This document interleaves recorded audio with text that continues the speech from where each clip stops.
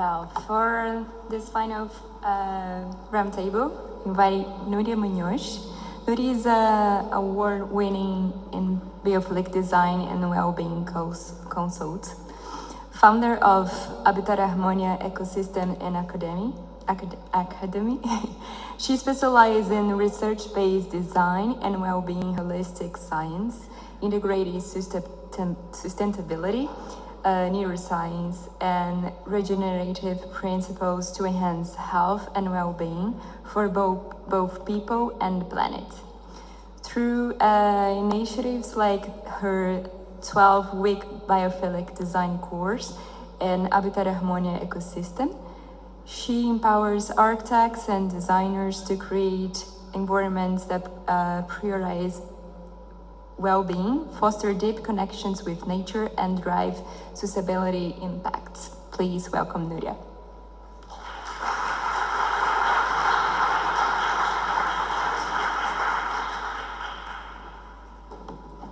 So, good afternoon to all of you, and I will be very short because I think everyone is getting really hungry. So I will start saying that it's a pleasure to be here, and thank you, Teresa, for inviting me today and to be among these amazing speakers, this amazing research that we have heard about today and yesterday. And to start with, I'm going to explain to you that I'm a practitioner of biophilic design. Actually, I'm not a researcher.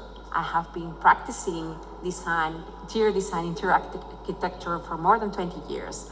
And this brought me to see the impact that biophilic design has. From here, I started to see the need to explain and to advocate about biophilic design. And this is why I started creating courses for designers, health practitioners, architects. And that was the start of a beautiful story. So what I'm going to do today, I'm going to read today this journey. I'm going to guide you today through a journey through cities, nature, and the science of well-being. And it's a journey that will change the way you see the spaces around you.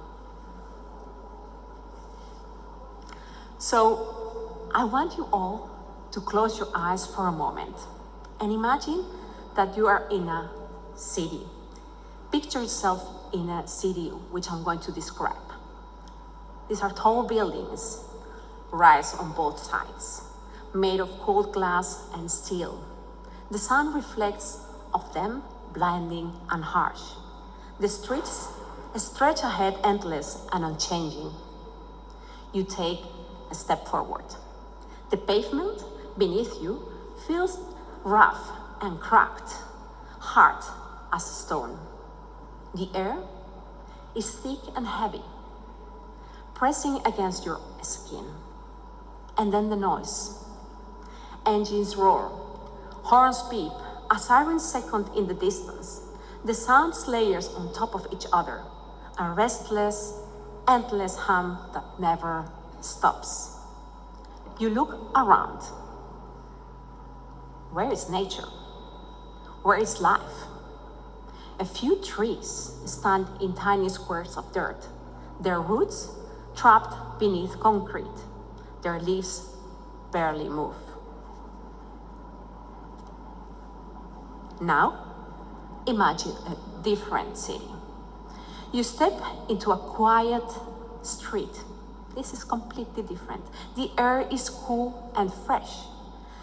Tall trees line the sidewalks, and their branches are stretching overhead.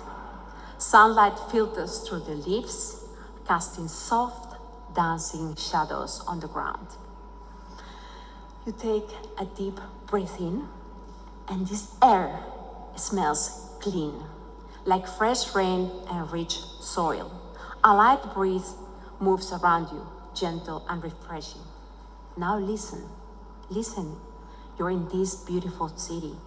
Instead of honking horns and roaring engines, you hear birds singing. Their songs mix with the quiet hum of conversation, the occasional laughter of people passing by. The buildings are different too. Green plants are climbing, and trees and gardens grow on rooftops and balconies. These buildings don't just stand still, they breathe. They clean air, cool the streets, and make the city feel alive. And ahead, people gather in beautiful public square. Wooden benches sit beneath big, leafy trees. Some people read, some talk, some simply enjoy the moment. This is the future we can create.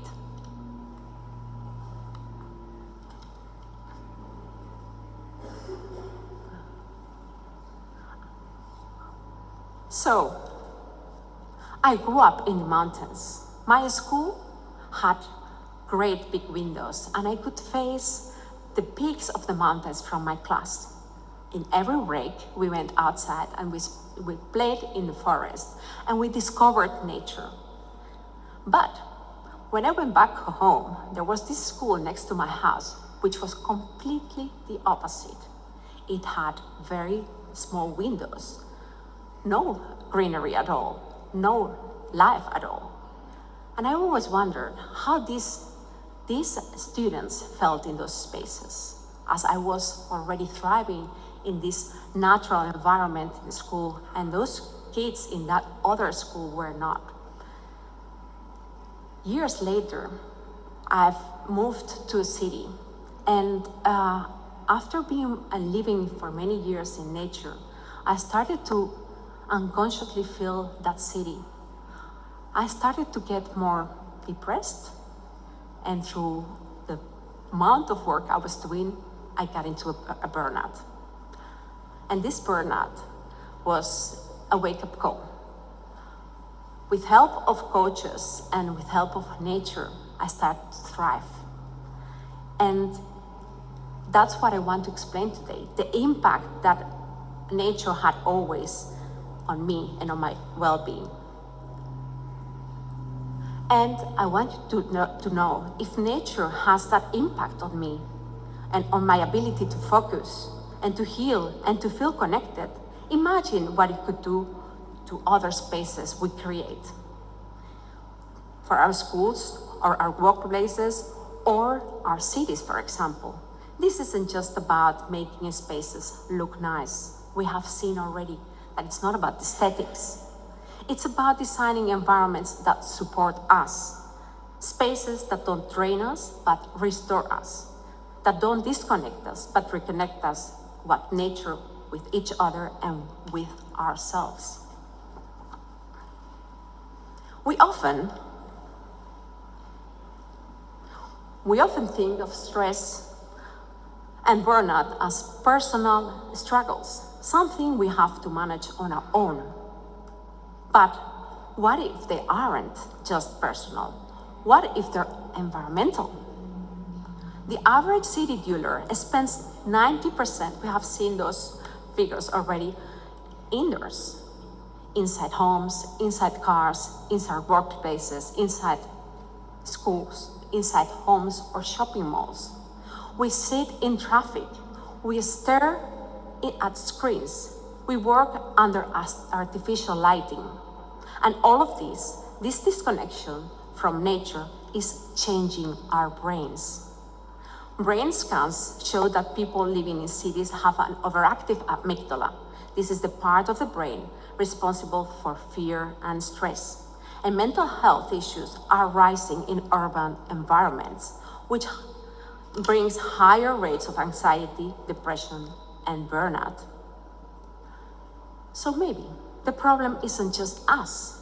Maybe it's the spaces we live in. Maybe the real question isn't just how we manage stress, but where are we and when we are experiencing it.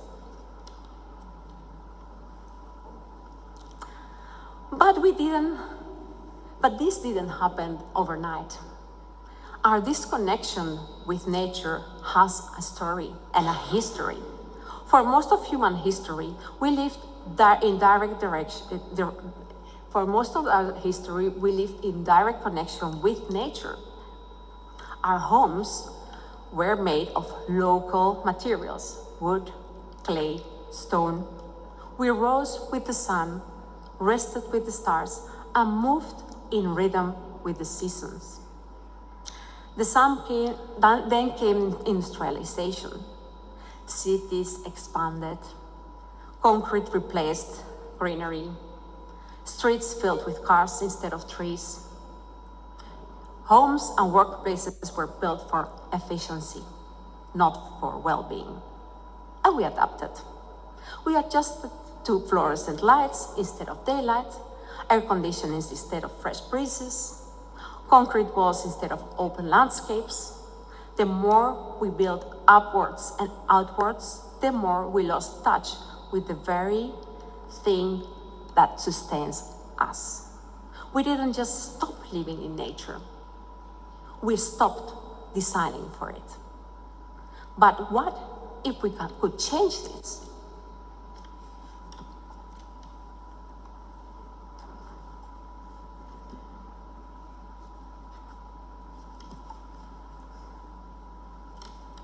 What if our cities could heal us instead of harm us?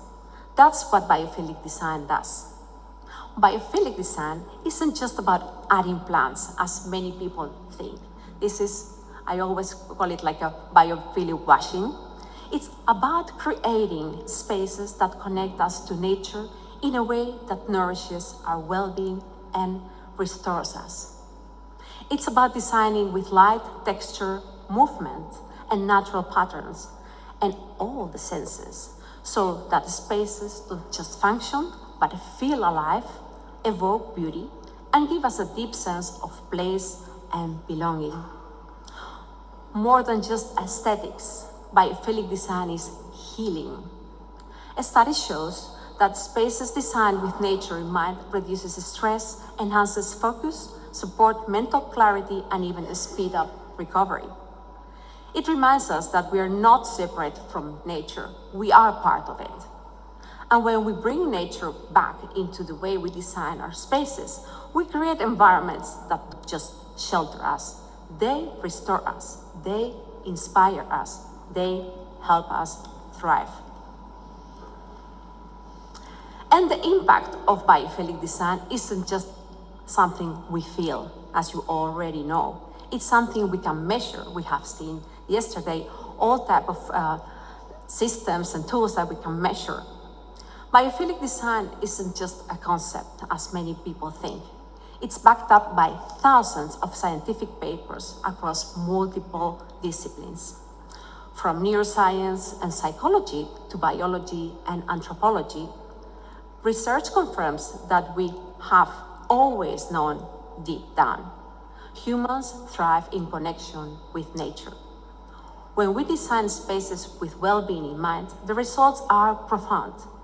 One of the best examples comes from hospitals, where even a simple connection to nature can make a real difference in healing. So let's go back to 1984. A researcher called Roger Aldrich made a discovery that changed how we think about healing. At the time, hospital design was purely functional. Few considered how the environment could impact recovery. And Aldrich studied hospital patients recovering from surgery. He divided them in two groups. One had a window with a view of trees, and the other one had a blank brick wall.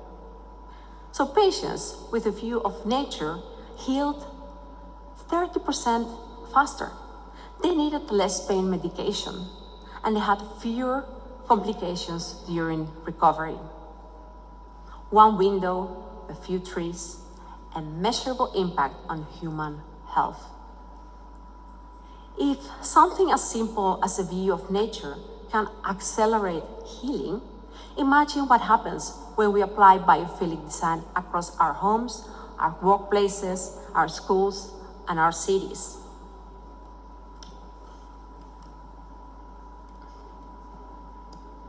Like hospitals, schools rarely consider how the environment affects learning and well-being.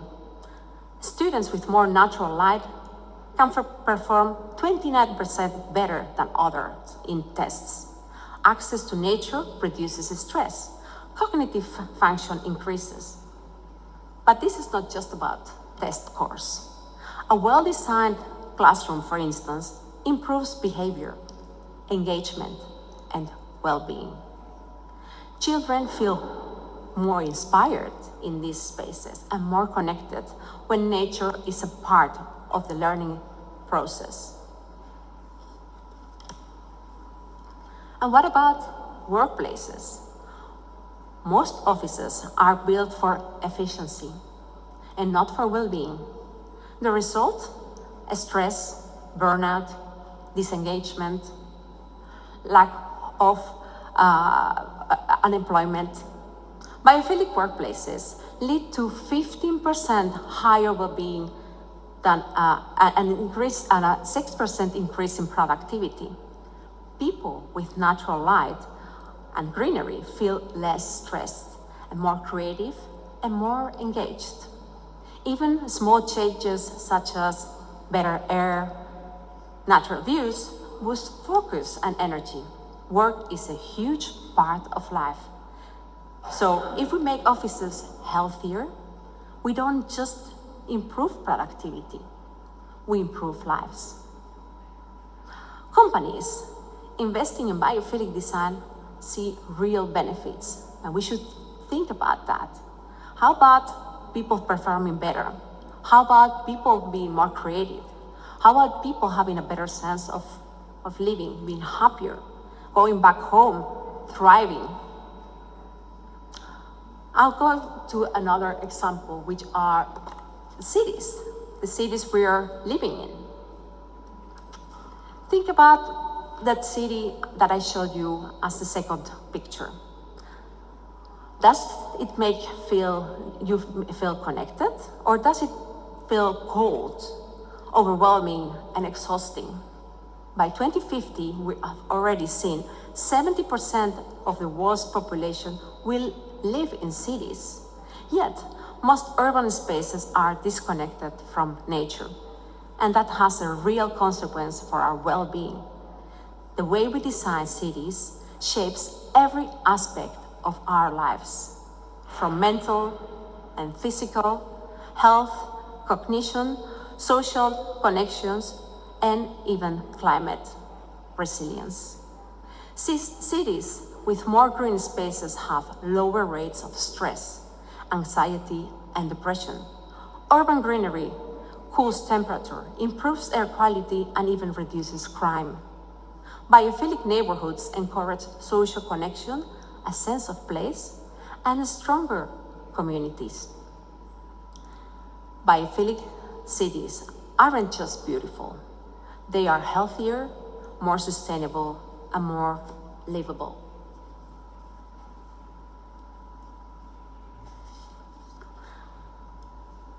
So, biophilic design improves well-being in hospitals, in schools, in workplaces, in cities. But knowledge alone isn't enough. The next step is action. That's what we are all here for. We know the benefits. We have the tools. We see success examples. So why aren't we all designing this way? Change takes time. And sometimes it's about shifting mindsets, priorities, and policies. What if biophilic design was essential and not optional?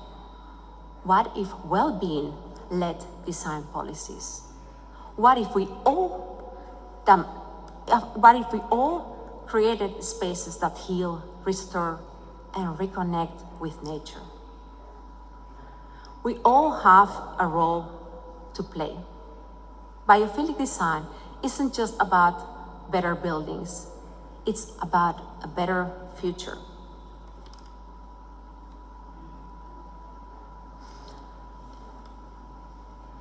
We already know how to design spaces that heal, inspire, and connect us with nature. Now we just need the will to make it a reality.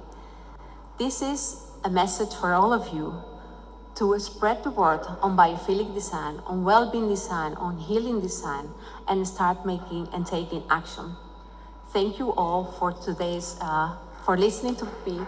And if you want more information, just take a picture of the QR code. We're starting soon a new cohort in Biophilic Design course. And we are also having a community where we are advancing well-being design all around the world. Thank you and enjoy your lunch.